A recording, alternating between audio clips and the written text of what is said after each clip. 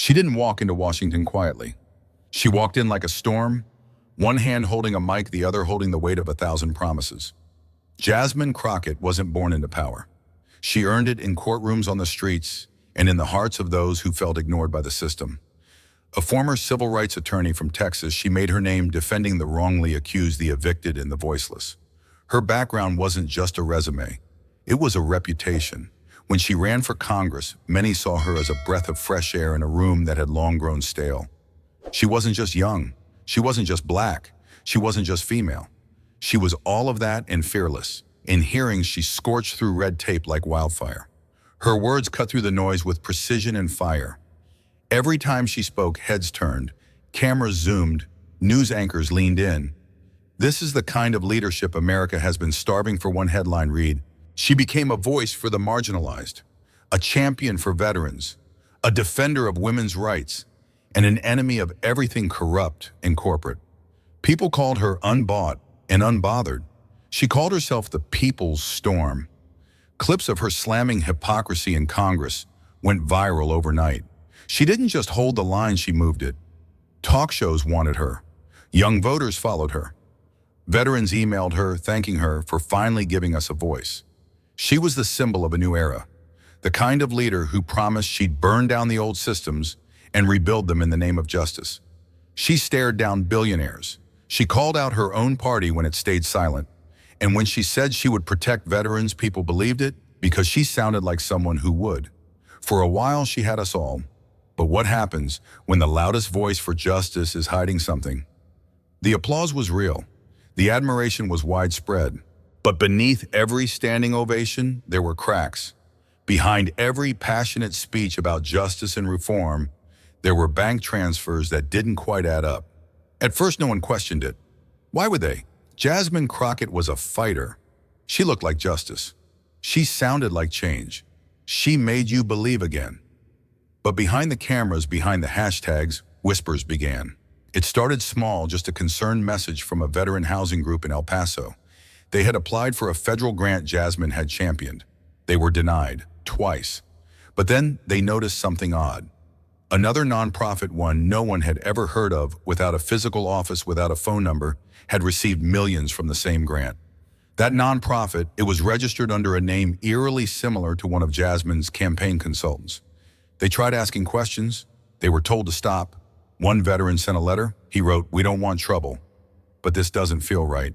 Someone's lying." Still, it barely made a ripple. The media ignored it. The political machine rolled on, and Jasmine, she kept speaking, kept rising, kept promising, until someone finally decided to look deeper, and what they found would unravel everything.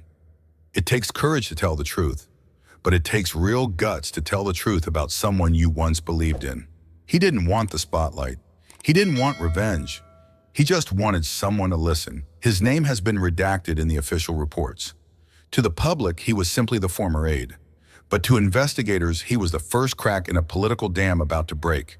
He had worked on Jasmine Crockett's 2022 campaign, not in the limelight, but behind the scenes. Budget spreadsheets, donor reports, internal communications, and the more he saw, the less he could ignore. There were nonprofit payouts with no receipts. There were donor consulting fees routed through entities that shared addresses with Crockett's campaign office. And worst of all, there were emails. One stood out. It was casual, almost too casual. No one checks microgrants. Move the rest offshore. It was sent by Jasmine's deputy chief of staff and copied to Jasmine herself. He couldn't look away anymore. He copied everything onto a drive. He met a journalist from DC in a parking garage, old school, like something out of a spy movie. Within days, the documents were verified. Within weeks, Pam Bonda's office had the binder. And within 1 month, the world would know the truth Jasmine Crockett never thought would surface. The room wasn't ready for what was coming. No one was. The hearing had been routine until the doors opened, and in walked Pam Bondi, the former Florida Attorney General, blonde, composed, unshaken. She wasn't on the official witness list. She wasn't expected, but she was prepared. In her hand, a simple leather portfolio. In it, a 4-inch binder that weighed more than just paper. It held truth and the evidence that would break everything wide open. The room quieted. Senator Cory Booker leaned forward, smirking. He had just called her Presence Partisan Theater. He didn't know what was coming next. Pam took the stand.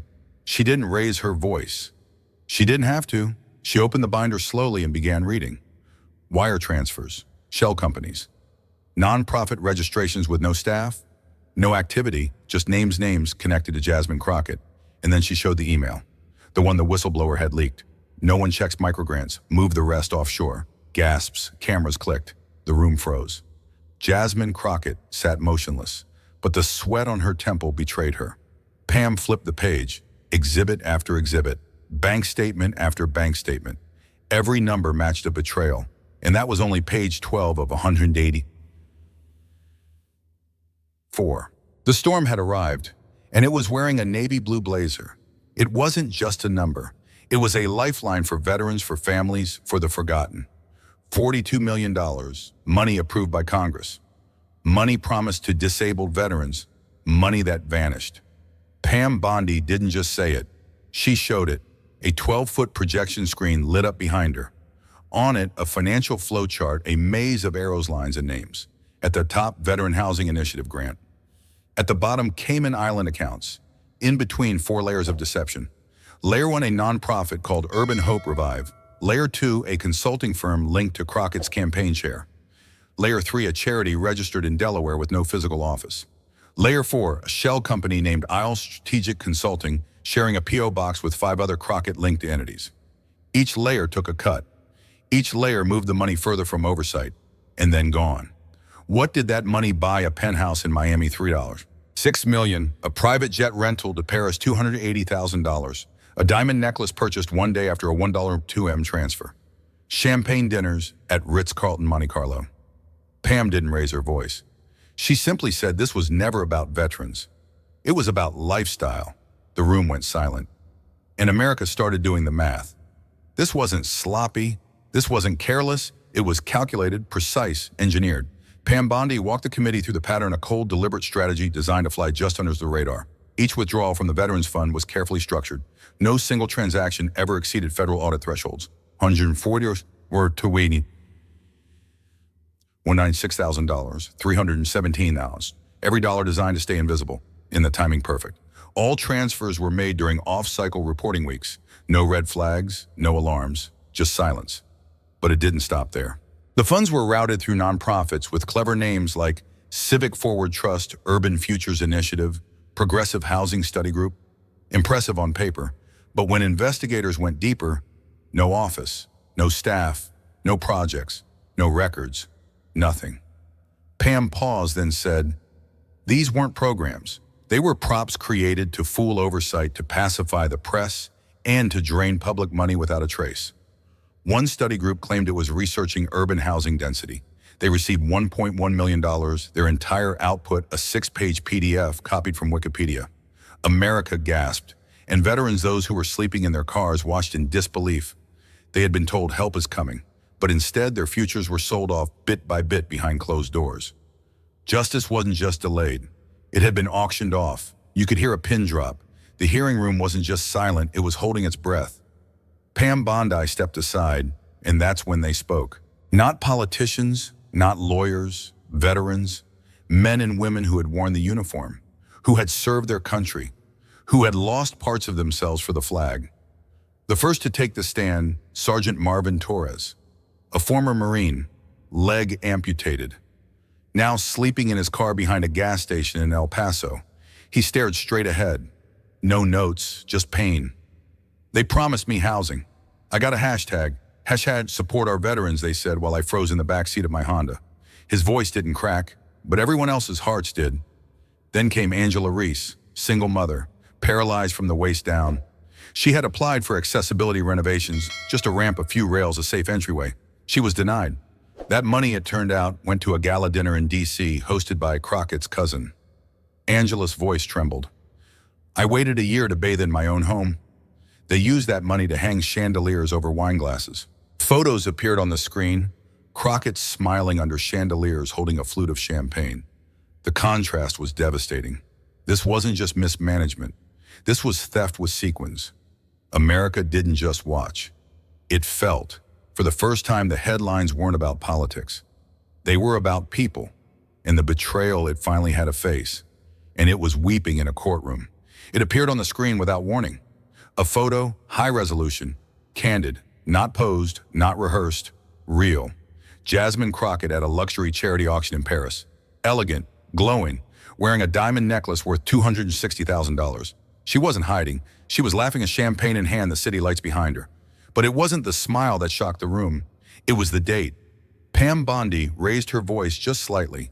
This photo was taken exactly one day after $1.2 million disappeared from the Veterans Housing Fund. The room gasped. No one moved. The screen zoomed in on the necklace. Clarity, flawless. Its shimmer echoed louder than any speech. Pam continued, that was not a coincidence. That was the reward. And in that moment, the betrayal turned personal. It wasn't just policy anymore. It was pain. While veterans sat outside clinics waiting for shelter, Jasmine Crockett was boarding a private jet wearing a house around her neck. And that's when the country snapped. It didn't happen all at once. It started with a resignation letter, then another, then another. First, Jasmine Crockett's senior communications director quietly stepped down. No press release, no farewell post, just gone. Then her longtime policy advisor resigned the same day internal emails leaked to the press. The timing wasn't a coincidence, it was a strategy. Leaks began to surface. Private Slack messages, internal documents, staff group chats with phrases like, scrub all Q1 reports. If audit flags anything, say it was a tech error. Bury the Cayman link ASAP. Suddenly the people who once stood beside her now scrambled to erase the footprints. Pam Bondi's team moved fast. They subpoenaed devices, recovered deleted threads, uncovered drafts of falsified reports.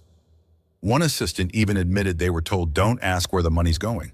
Just make the numbers match. It wasn't just a fall from grace. It was an exodus, a quiet, desperate unraveling of loyalty. And Jasmine. She stood alone. While the empire she built crumbled from the inside, it didn't come with sirens. It didn't come with breaking news banners. It came with a seal. The Department of Justice quietly unsealed a 38-page indictment. At the top, United States of America versus Jasmine Crockett, 14 federal charges, wire fraud, conspiracy, money laundering, obstruction of justice, theft of public funds. Pam Bondi stood before the press, not smiling, not celebrating. This isn't political revenge. This is forensic justice. Then came the exhibits. Email chains timestamped, bank records line by line. Audio recordings, Jasmine's voice, casual commanding. They won't audit it. We buried it in the microgrant split, the most damning a digital calendar, Crockett's private scheduling app. Every meeting, every wire transfer, every gala matched to the exact dates the funds were moved. It wasn't speculation anymore. It was science, and the woman once hailed as a rising star now stared down the barrel of 22 years in federal prison. The moment America waited for had finally arrived. Not with rage, but with reckoning. The courtroom was packed, every bench, every wall. Silent. A man rose slowly, gray hair, military jacket. In his hands, a neatly folded American flag. He limped to the stand. Not with drama, but with dignity. I lost my legs in Fallujah. I lost my home last year. But what I lost the day I trusted her was my hope. He turned, faced Jasmine Crockett directly. She promised housing for veterans. We got hashtags. Then silence again. You could hear someone inhale sharply across the room. Cameras zoomed in on Jasmine. Not defiant, not outraged. Just small. She looked down. Bit her lip. Didn't say a word. No objections. No rebuttals. Just the sound of a nation watching its illusions collapse. The jury foreman stood, voice calm, paper trembling slightly in his hand. On all 14 counts, we find the defendant guilty. The courtroom didn't erupt. No cheers, no gasps, just a stillness. Like the exhale after holding breath for years. One veteran, the same man who carried the flag, sat motionless. Until a single tear rolled down his cheek. He didn't wipe it. He just let it fall and bowed his head. Around him, dozens did the same. No victory, just justice, and a quiet ache for all that had been lost before the truth arrived. 1 year later, in a quiet park in Texas, not near a courthouse, not on government steps, but beside a dusty road lined with oak trees, they unveiled the statue. A bronze veteran seated on a stone bench. One hand held a tightly folded flag, the other a worn dog tag hanging from tired fingers. No podium, no speeches, only wind. At its base, etched deep into the stone for those promised shelter and given silence. No mention of Jasmine Crockett, no names of senators or scandals. Because this wasn't about them. It was for the ones who came home and waited, until justice finally whispered, "I see you." She refused all interviews. Pam Bondi, the woman once seen flanking Jasmine Crockett during photo ops, vanished from the spotlight. No press conferences, no media tours. Only one camera caught her months later helping an amputee veteran adjust his wheelchair ramp outside a trailer park in Odessa. She said nothing, but something had changed. In Washington, lawmakers who once stood divided passed the Veterans First Act with a rare unanimous vote. Funds once funneled through shell nonprofits now flowed directly into housing rehabilitation and mental health support. The waste stopped, the silence broke, and slowly across the country, trust began to return. But so did something else: memory of the promises broken, of the voices ignored, of the moment a courtroom stood still as a veteran held a folded flag and a nation finally listened. The story didn't end in scandal. It began again in vigilance. Because justice once lost must be guarded by everyone it failed. Justice doesn't just happen. It has to be demanded, defended, protected. This story is a brutal reminder that even in the land of liberty, betrayal can wear a suit and smile on a podium. When those in power trade promises for power and hashtags for housing, it's on us, the people, to remember who was left behind.